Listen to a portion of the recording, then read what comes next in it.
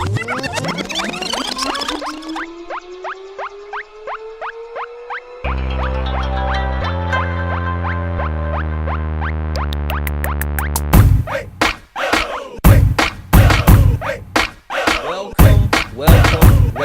to the Veterans Growing America podcast. I'm here with my illustrious host, Donnell Johns. We have an amazing special guest for you. Hey, I am super excited to have Dimyas Perdue. Welcome to the show, my man. Yeah, thank you. Thank you. It's a pleasure being here. I appreciate you both. You know what I mean? Y'all must either you had a really small pot to pick from or somebody been talking good about me. But either way, I'm happy to be here. I appreciate I it. love it. I love it. Man, you know we had a big pot, but you was at the top of it. But hey, let us have a little. Tell us a little bit about you. Share a little bit about your military experience and background, so the community can know about you. Yeah, of course, man. So I again, Dimyas Perdue. A little bit about me, born and raised in Montgomery, Alabama. So Southern boy through and through. First and foremost, for any veterans, y'all know how we are. I got to establish this up front for anybody who listens in. I'm a diehard Roll Tide fan. If there's any issue with that, then we can go ahead and we can end the call. You know what I mean? Or people can get off of it. You know what I mean? We don't need that kind of negativity. But no, born and raised in Montgomery, Alabama. I joined the Marine Corps when I was 17. Fresh out of high school. A lot of things happened that led up to me joining. Maybe we'll get there, maybe we won't. But I joined the Marine Corps in 2000 and had a phenomenal career, absolutely phenomenal career through and through, the good and the bad. And I retired September 1st, 2022, 22 years, 3 months. But hey, you know, we would say nobody's counting, right? But just a phenomenal time, man. Both CONUS and OCONUS, combat outside of combat operations, just a phenomenal career. And just from there, you know, transitioned into the entrepreneurial space, coaching, running my business, authorship, you know, and furthering myself with education. So that's the short of it, you know what I mean? But we'll let our conversation drive the rest of it. Yeah, absolutely. And then let's kind of get into the business a little bit, right? So what I didn't mention in the introduction is you are a UOU coach. And I think that's amazing and a super entrepreneur. So let's talk a little bit about like your military training experience. How's it influenced your journey and where you are today? Yeah, I think that's a really good question, man, from this standpoint, because for many people, when they're in the military, right, they look at their jobs as just a job. And when you look at what you're doing as just a job, it's impossible for you to extract everything from it, right? You're just going to work, checking a box and doing that thing, and then you're going home and you're living a different life. Well, for me, I was fully absorbed in the Marine Corps, right? Fully absorbed and fully engulfed in the military culture in general. And so I like to call it the Hoover concept. That's how I lived my entire career, right? Like the vacuum. Everywhere I went, I tried to pick something up. And for example, I would go into my CO's office. If he had something on the whiteboard, I was breaking out my little binder, writing it down, because if it was important to him, it was important to me. If it was a word on the board I didn't know, I wrote it down. If it was a business or entrepreneur or something they said they wanted to do, I was always what I call ear hustling, listening to what people had going on. For the people who would transition, I listened to what they had to say. And more importantly, man, like everywhere I went, every job, whether I chose that job or whether I was voluntold to go and do it, I made sure that I got the most from it. And most people don't do that. Most people go into it saying, you know, begrudgingly, I have to do this, or I got a PCS and go here, and I don't want to go here. My family's here. But I'm so big on, you never know what's going to come out of it. So put your all into it while you're there. Well, I did that for 22 years. And because of that, the leadership experiences I was a part of, the guidance I received from good and bad leadership, the education I received from being in the military and maximizing tuition assistance and being able to just go and get degrees and get certifications throughout that process, it really set me up for success. Because there's one thing that we talk about when we say military culture. We say that, you know, when we talk to civilians who are not in the military, you know, we talk about the good things. But when we talk with other veterans, we talk about our bad times. Oh man, I remember that time it was raining like all night, right? Or you remember that time we hiked and we thought we were gonna get the 7 tons to pick us up, but the 7 tons broke down and we had to hike the rest of the way back. So it was all of those adverse experiences that really made me into the leader I was. Um, and my ability to have that awareness of what was going on and to be able to take that and manage it effectively with myself and my Marines, that led me to really be able to go out. And where I was going with that adversity piece is we would always say that adversity doesn't build character, it reveals character. But people just leave it at the build character portion. You know, they talk about, oh man, come on, adversity builds character. No, it doesn't, not first. Adversity reveals you to who you are. It reveals you to who you are first. And based on what you do with that revelation, based on what you do with that new level of awareness, determines how and how much you build and how strong you build. And so I took all of those experiences from good and bad leaders and from just me really wanting to be better. And I used that to shape who I wanted to be as a Marine. And I used that to shape who I was going to be once I decided to transition. So let's get into the business part of it. What inspired you to start your own business? Man, let me tell you something. I've got to give love to that beautiful woman that raised me. I have to. When I was young, man, I'm talking about before, maybe I was probably about 8 or 9 years old. My mom took me and my younger brother out and got a rake, put the rake in the car, grabbed some trash bags, and would drive us around and say, find a house that had the most leaves. Go up and knock on the door, tell them you want to rake their leaves. And she would go up, knock on the door. Can we, you say it, right? You say it, right? Not wanting to do it. And then the next one got easier. And then the next one got easier. And then she would talk, what did that feel like to earn your own money? It felt amazing. And it went from raking leaves to cutting grass in the neighborhood. And my aunt would let me destroy her yard, but she would pay me for it. You know what I'm saying? Every Saturday morning, I'm showing up. I'm thinking I'm cutting straight lines, but she'll tell you today that one straight line in her yard. So I cut her yard and I cut the neighbor's yard. I never forget, man. Her name was Nancy Sprayberry. I was an entrepreneur, man. You know what I'm saying? At 10 years old, cutting grass. I would $15 from my aunt, $15 from her neighbor. And I'm ironing my dollar bills now. I'm ironing my dollar bills because I want them crisp, folding them up, and so that was my introduction into what it was like to earn your own money. So I knew at a very young age, earning your own dollar, being your own boss felt great, right? And then with the experiences that I had in the Marine Corps, I used to compete. My first dip into the entrepreneurial world came with coaching. I did about 9 bodybuilding shows. I started out as a bodybuilder, then switched over to men's physique, very successful as a bodybuilder. And during that time, I met a lot of people, obviously, in the fitness space, or people who wanted to get fit. And I became a coach. I got certified in many different forms of coaching, and I started coaching athletes.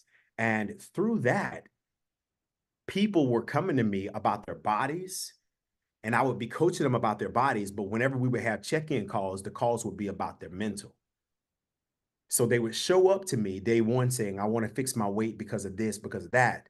But as we continued to have our conversations, it was because they were bullied when they were a young kid and they still haven't gotten over the fact that they've never been able to wear a dress, or they want to get fit, but they don't want to tell me the real reason why you want to get fit. It's because you've been trying to play with your kid and you get exhausted. So I then started to see that the love I had wasn't just about coaching people physically based on their bodies. I was more in love with coaching them based on what was happening in their mind. And I said, okay, I got something here. I said, I love coaching people, but this right here can go by the wayside. But this right here controls everything. And I knew at that point, I would continue to coach people physically, but I fell in love with coaching people based on their mind. And more importantly, from an EQ standpoint, emotional intelligence, because when people are not able to manage their emotions, good or bad, it doesn't matter if it's a weight loss journey, a business journey, a Marine Corps career, being on a podcast, being on I-95 traffic at 4 o'clock in the afternoon, trying to get home, and you don't know why traffic is what it is, right? It lives in everything. And so I realized, being that people don't know how to manage their emotions, being that people deal with so many situations, I said, you know what? I'm going to get educated in this space because there's so much ignorance in the world, me included at that time. And I don't mean ignorance in a disrespectful way. I mean ignorant as in lacking the knowledge. And because of that, I said, because, coupled with a few other things I went through, I'm going to be the one to get educated in it because there's a gap and I need to be able to fill this gap. And that's why now Perdue Leadership Institute, my company, primarily is based on leadership, resilience, and emotional intelligence. But my coaching business is based on the people who are suffering the most and hide it the most, which are men. And I coach men to elevate their levels of emotional intelligence so that they can be present and emotionally available in the lives of the people who need them the most. So that's how we got to that point. Hey, and so we talked a little bit, before the show about your book. Can you share a little bit of information about your book and then tell me what inspired you to write it? Oh man. So yeah, my book, that's my I've I've been wanting to write a book. I have been wanting to write a book for a very long time. And I would go places and I would do a keynote somewhere. And the question would come up at the end of the keynote, hey, how do you have a book or something like that? And I would be like, you know what? Yeah, it's in the works. Next keynote engagement. Hey, do you have a book or something like that? You should really write a book. Oh yeah, I'm writing a book right now. Well, the reality is if they were to say, well, can I see a part of it? It would have been 2 pages, you know? And what it was, man, is I was more in love with the idea of writing the book than actually writing the book. But then I got convicted. I got convicted because I knew that I had a job to do. I knew there was something I was supposed to be doing. And I knew when I transitioned, in order for me to reach the level of greatness I wanted to reach, there were certain things that had to happen. And I was no longer satisfied with telling people I was going to be an author. I needed to become an author. And so here's what happened with me and my bride. And actually, page 5 in the book speaks to exactly what that is and answers the question better than I can. So Donnell, do y'all mind if I say that, if I read Please that little do. short portion? So for the readers and the listeners, right? You asked what made me want to write this book. There are so many people who want to be entrepreneurs, who want to separate from the military, but have troubles. But section 1 of the book, page 5, is titled "The Letter That Changed Everything." And this is going to answer your question, Rob. It says, "Dear Dimyas, so you're just going to lay there and act like you didn't make me a promise. You know, there's no way I can do this by myself. And yet you keep telling me I got you and we'll do it tomorrow. Yet it seems to me like everything else and everyone else are far more important to you than I am. They mean more to you than I do clearly they're worth more because they're who you spend your time with. When you decided this was what you wanted, I was all in. There was no doubt in my mind. You convinced me. You wrote me notes as a constant reminder that we would always be your top priority. You told me all I needed to do was be patient and everything I ever wanted us to become would come to fruition.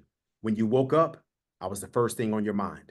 You daydreamed about me all day, and before you closed your eyes at night, it was me who captured your thoughts. And now the entire day is gone. And once again, I'm left feeling as if what you're telling me isn't what will be. I cannot help but wonder how many others you've left feeling this way. Love always, despite everything, your goals."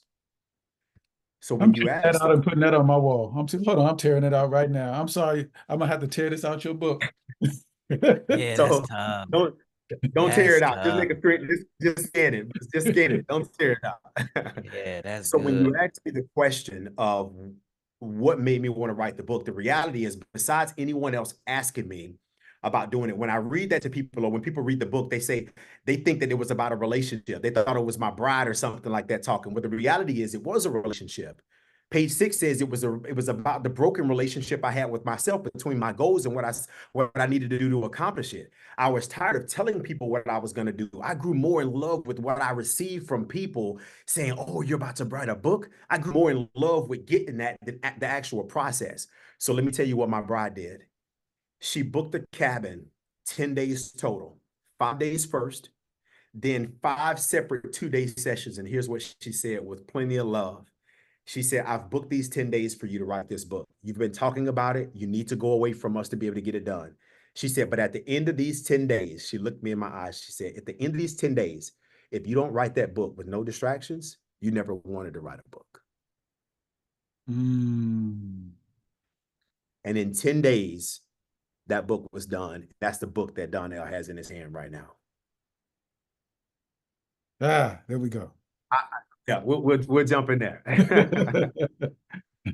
Yeah. So the title of the book is Elevation Requires Change, The Journey Towards Purpose and Fulfillment. And that title came from many things, right? Elevation requires change. People talk about wanting to be promoted in the military. People talk about wanting their relationships to be better. People talk about all the things they want to do that speak to elevation, but elevation requires change. And people are rarely willing to do what is necessary to elevate. They're rarely willing to change. They don't want to change. They want the benefits of what change brings, because change is difficult. That transformation process is difficult. When it came time for me to transition, elevation requires change. In order for me to be traveling and speaking right now, doing it freely, I needed to be able to change my situation to be able to elevate. I couldn't travel and speak in the Marine Corps. I'm in Jersey right now. Last I checked, it was Monday. I'll be having formation tomorrow morning for PT, but I'm in New Jersey right now, getting ready to go and teach another organization tomorrow what I love, emotional intelligence. But something needed to change to be able to do it. You have to fall more in love. Put it like this. Here's the way I put it. The push that people had for me to stay in the Marine Corps and be a sergeant major wasn't as great as the pull my goals had on me leaving. And that was the reason why I knew I had to do it. You can tell me how great I would have been. You can tell me how good I would be. You can tell me, you know what, we want you to take over this unit. I want you to go and work here. We got great things planned for you. Well, that's great. I've got great things planned for me. I'm a man of faith, and he's got great things planned for me. And in order for me to elevate to the level where I need to be able to go, change had to happen. But to what? The second portion of that title is the journey towards purpose and fulfillment. Too many people are chasing what social media tells them to do. Too many people are leading blindly, following somebody else because they just clicked on something that said you can make $1 million drop shipping. Clicked on something else talking about you should start your Airbnb tomorrow. No, elevation requires change. The journey towards purpose and fulfillment, not what fulfills Donnell, not what fulfills Rob. It's what fulfills Dimyas when you're talking about elevation in your journey. Everybody has their different thing. And so the whole goal is with this book, with this project, is for people to be able to get this 200 pages, man, but the sections are short so people can get this, get nuggets, and get to work. I wrote this book, and when I knew it was complete, because I said, you should be able to do this and stop and be able to get something. And when I got to the point where I can go through this manuscript and stop and walk away with something, I knew I struck gold. I knew I struck gold. And now it's just time to continue to work to get the message out there, because it's changing lives daily. Nowhere near like I know it's going to in the future. This is just the beginning. I actually do have that page printed out. And I think what people hear when they hear change is challenge, right? Even though they're in a state of change constantly in life. Every day, every hour, every minute is a change. So let's talk about some of the challenges that you went through in the transition process. Yeah, man, y'all know I say this jokingly, but not jokingly. Marine Corps is a cult. And y'all know, every veteran that listens to this, every spouse knows, you know what I'm saying, like how we are, right? And we just die hard through and through. And for me, I am a Marine. I am a Marine. Like every time I had the opportunity to tell people, like who I was, when I would go to introduce myself, you know what I mean? And yes, it's coming. I would literally tell them, they were like, who are you, rank included, whatever, what do you do? First and foremost, I'm a staff non-commissioned officer in the United States Marine Corps. As such, I'm a member of the most unique group of professional military practitioners in the world. I'm bound by duty to God, country, and my fellow Marines to execute the demands of my position to and beyond what I believe to be the limit of my capabilities.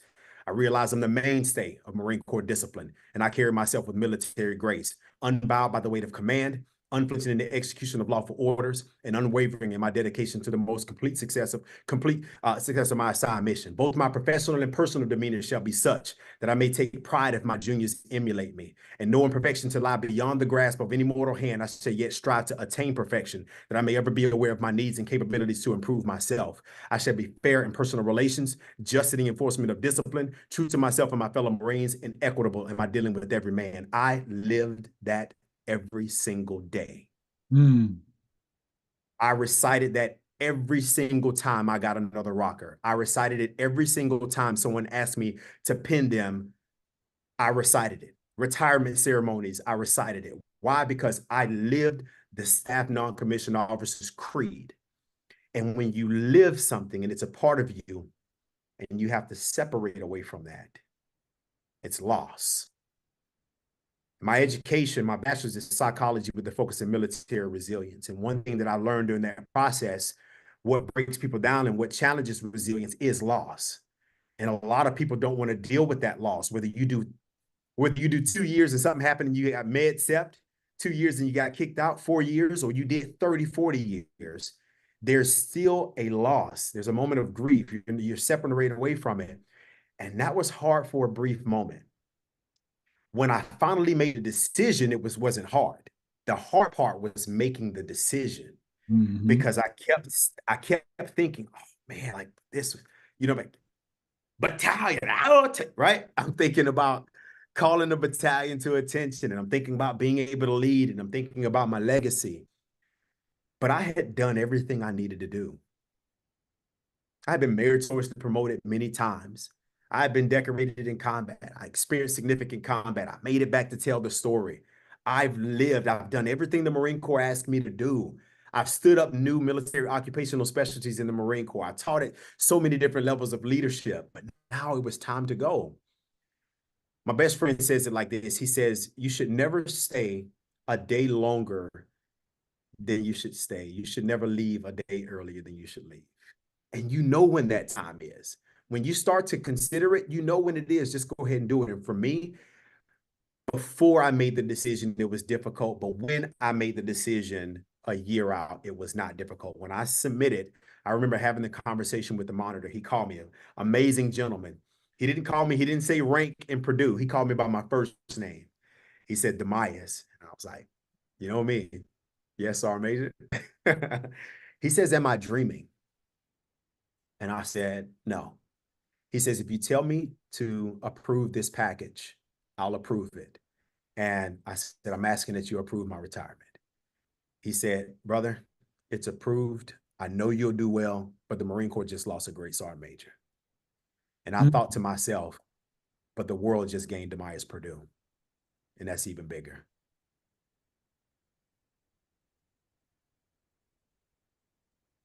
Hey, he was preaching to me because I forgot I'm supposed to be asking questions. I was waiting for more. My bad, man. No, that was a blessing. So you speak about, former soldiers, we speak about entrepreneurs. From your perspective, what is some of the best advice you can give to someone who is unsure of how to elevate in their career, their prospective careers? Inside the service? In or outside of the service. Maybe it's a twofer. Yeah, a little twofer. Unsure of how to elevate. Man, listen, I remember when I first got promoted to first sergeant, I went to Okinawa, and my first sergeant major, Sergeant Major Eric Lopez, he noticed the way I was with my Marines. And I mean, you know where I'm going with this, Donnell, because I've said this is the one doing time to love. This is what changed me and what I would tell everybody when it comes to their career progression and what they need to do. Here's what he said to me. He said, Dimyas, he said, you love these Marines. He said, I see the way you take care of them. I see the way you treat them. You'll do anything for them. He said, but let me tell you something. He said, they will burn you at the stake before you know it. He said, I want you to remember this. He said, I want you to remember that it's you and me until it's you or me. And when he said that, I had to sit with that for a second. I didn't need to ask him, what did he mean? Because I knew exactly what he meant. Because by nature, human beings, I hate to say it, are selfish. We are. But what he wanted me to understand is that love that I had for people was a blessing and a curse. And so for people who are trying to elevate in their careers, they need to understand that you and me until it's you or me. Anything can happen to your body physically while you're in the military. We know this. We've seen it happen. And we've seen good people get separated. We've seen things happen where people get separated for a myriad of reasons or need to transition because of life. And so for those people who are unsure what to do to be able to elevate, the first thing I'm going to tell you is to understand that you need to take care of you more than anything else. What does that look like? That looks like maximizing education and preparing yourself for the inevitable transition. That means making sure that you're taking care of yourself from a medical standpoint, right? Because the change I'm talking about now is transitioning, all right? Making sure you're taking care of yourself education-wise. There's no reason why. I don't know if it's still 4,500, but I know I just retired 2 years ago, so not even 2 years ago. So it was $4,500 a year in tuition assistance. There's no reason why you should be wasting that, right? Then we got the fact that, come on, my ankle's hurt, but I'm on a run. But what am I going to continue to do? Keep running, baby. Run. We run, right? And it's hurt, but am I going to go to medical? Nope, I'm not. Would. Most soldiers don't, most Marine don't, most airmen don't, most sailors don't, most coasties don't. Why? Because that's the culture. But the reality is we are hurting ourselves in the long run. And people can look and be like, oh, well, no, that's soft. That's soft. Well, tell that to the dude that's 40 years old and getting his hip replaced because they wanted to continue to jump out of the back of 7-ton. They wanted to continue to ruck when they knew they were jacked up, right? And so from the transition side, when people don't know how to change, you just have to do it one day at a time and start understanding that you and me, until it's you or me, one day it's going to be Mr. Perdue and not First Sergeant Sergeant Major Perdue. And you have to make that change necessary to be able to take care of yourself. Now let's go back to inside the career. Like people deal with so many different things and people are scared of change within the military. But if you show up and you perform with that same thing, this was my safety brief that I would give my Marines. No kidding. You know how you give safety briefs on the weekend, right? Friday before the weekend. Some of them are long and drawn out. Yeah. Some of them long and drawn out. And they're like, and another one. No, I had one of the shortest safety briefs, but I think this is one of the most powerful safety briefs. Here's what I would tell my Marines on Friday. Be the person that your friends and family back at home think you are.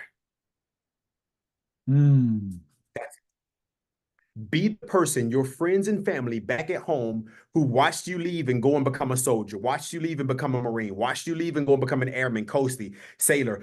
Be the person your friends and family, your parents back at home think you are. That's the level of change that you need to be able to elevate, moreover than anything else. Because we go home and medals, ribbons, everything on. We're rocking it. Go back to your unit, and you start feeling like you're average. But if you perform every day like your friends and family back at home think you are, you will be setting the standard and doing the things that are necessary to change to be able to elevate in any capacity if you live with that premise. That's good. That's good. I love that. I love that. I'm putting that one in my pocket. Hey, just credit me 3 times. After that, you can say you made it up. Yeah, I got you. So, Dimyas, we're going to talk a little bit about VGA. I remember when I first met you, it was virtually, and I was like, he's a Marine. And then I found out that you lived in the area. I said, Dimyas, you got to come check us out, come to VGA. So talk to our audience about, because I watched your face when you walked in and then you stayed. And just tell people about your experience at VGA. Yeah, first and foremost, man, you know what? When most veteran spaces that you see, think about what VFWs look like today. Think about what it's sad what a lot of VFWs look like. Not VGA. Not VGA. I hope and pray that the VFWs can start getting money somehow, right, to be able to change the model of what the entranceway should look like, to make me feel like my service was worth something when I walk into a space. The location is one thing. The open glass storefront with veterans. When you read Veterans Growing America in a highly populated space where it's an affluent neighborhood, when you read Veterans Growing America right there, you walk in, it feels like I'm home. And you walk inside. I was fortunate enough to come there before a whole bunch of people were there. Donnell and I was just talking it up, and I'm walking in, and I'm like, bro, this is your space for veterans? Like, okay, so tell me about it. You know what I mean? So when I get in there and I see that we have vendor booths set up here, but the people who own the booths are not there. And this is an opportunity for people who have a business to be able to earn, and they're not even present, to have a place for their stuff to reside, right? It's already difficult enough to become an entrepreneur, and some people can't afford the overhead. Well, VGA has got something in place for you to be able to do that. That's just from that piece. But the fact that VGA is a a transformer where on Monday you can get this, Tuesday you get this, Wednesday you get this, Friday there's an open mic night talent show, and you can convert this thing into author fireside chats, all these different things. It's phenomenal because veterans are able to get there and not only connect with other veterans, but they're able to see people thriving outside of the military. And when you see that, there's one thing I say: exposure is the thing that changes people. Somebody asked me, what's the difference between a rich mindset and a poor mindset? What's the difference between somebody who thinks they can be an entrepreneur and not be an entrepreneur? I said exposure. When you walk into VGA, you're exposed to what some of the possibilities are as an entrepreneur, as a veteran, when you walk into there. And so it was great being able to get in there and see that space. Even more so, it was great to be able to see what opportunities live within there. And then when he shared the vision, that one day this is going to be in all 50 states, I loved it. You know what I mean? And I felt like, what can I do to be a part of it? And selfishly, I'm like, how can I do a fireside chat with people here on this book? How can I come? I mean, that's one of the first things. Donnell was like, hey, don't slow down a little bit. Let's just just look around for a bit. But it was just phenomenal, man. And like I mean it when I say it felt like home, because when you say veterans grow in America, there are so many veteran entrepreneurs that people don't know about that operate in some of the big businesses, Fortune 500 companies. So many of us have come, served, and done great things. And VGA is an organization that's helped bring some of these same people. You never know, like some of those same people could be next to a Versace store one day, right? And it all started with them coming in. And so Donnell, I got to say to you, man, thank you for what you and Tonda have done to open up this space. Rob, thank you for you and everything that you do. And I'm just getting this because you all are not only providing a space for people to showcase their craft and what they do from a entrepreneur standpoint, but you got people showing up on Fridays doing open mic and talent shows. Those are the things that reconnect you back to a community where you're safe. You're safe to sing off key. You're you're safe to test out your poetry. Why? Because you're back amongst family, no matter what the rank was, no matter what branch. I remember when I showed up there, you had everything from retired Marines who are running for Congress. You Yep. had, myself. You've got people who are there, photographers, people that it was just a myriad, just a melting pot of veterans, all in that one space, and it all started with you elevating. That's the one thing I always say. You have no idea what your elevation would do for other people. And had you not been obedient and opened up this space, none of those entrepreneurs would be benefiting from it. Those veterans who are suffering and have no idea what to do on a Friday, who would rather sit back with the bottle, they now have a space to come. Even if they don't come and speak, they have a space to come and just be around like-minded people. The space you created came from your hard work, from your effort, and more importantly, came from you dreaming. And secondly, it came from you answering page 5, that letter that your goals wrote to you. So yeah, that's how I see VGA. No, I appreciate that. People just don't know like the blood, sweat, and tears that you have to go through in order to become an entrepreneur. But to be able to share that with our battle buddies, right? To be able to share that dream that came. I remember seeing it like yesterday, that dream that I was like, you know what, this is going to be a space, place, and opportunity for us to grow, where it makes people proud when they walk in to go, you know what, I'm a part of something amazing. I'm proud to be a veteran. I'm proud to be a part of something that was super cool. And I can use my experiences and benefits to enhance not only my life, but my family's life for generations. So thank you for being a part of that. Yeah, of course. And I just want to throw this out there, man. You said your vision in the beginning to get it where it is right now. I was fortunate enough to be at VGA and work with you on the next vision. And let me tell you something. what this human being has in his mind right now for VGA, I cannot wait to be able to say, I remember when he wrote it down on the board. Yes. I can't wait for that to happen to be able to say, matter of fact, here's the photo. I want my cut. Exactly, exactly. We sure did, but hey, I don't let nobody wipe off that board either. It stays right there so I can look at it. Yeah, man. It's just and so I love that. I tell people, my bride and I, when we plan and when we talk about things that don't exist, I call it dreaming out loud.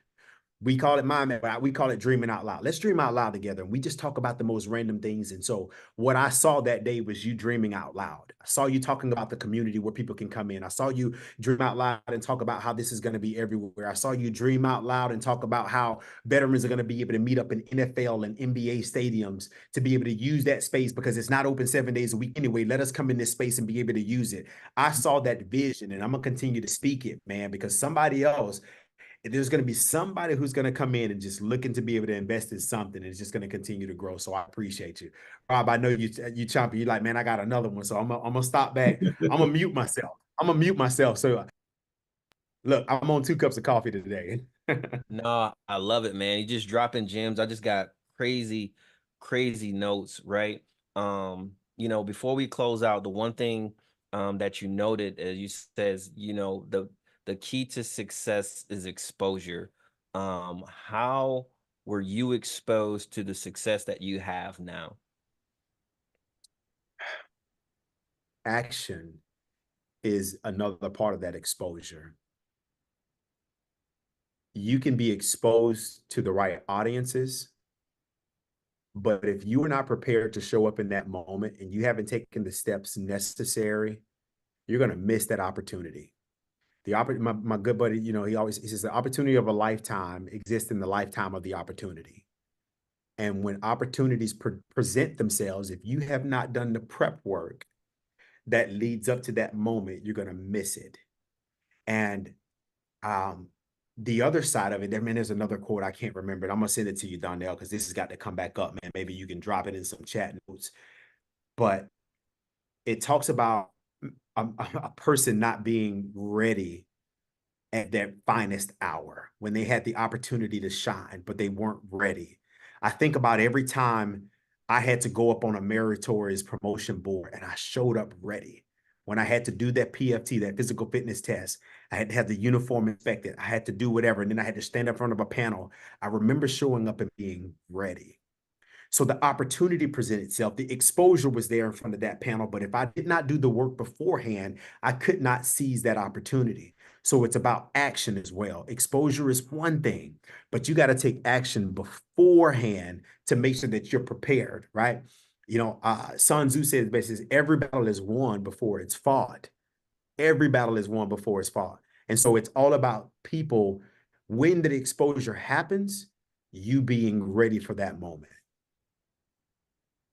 That's one of them. No, that's amazing. And so let's get to my favorite part, the shameless plug, man. How can people get a hold of you? How can people order the book? Tell us what we need to know.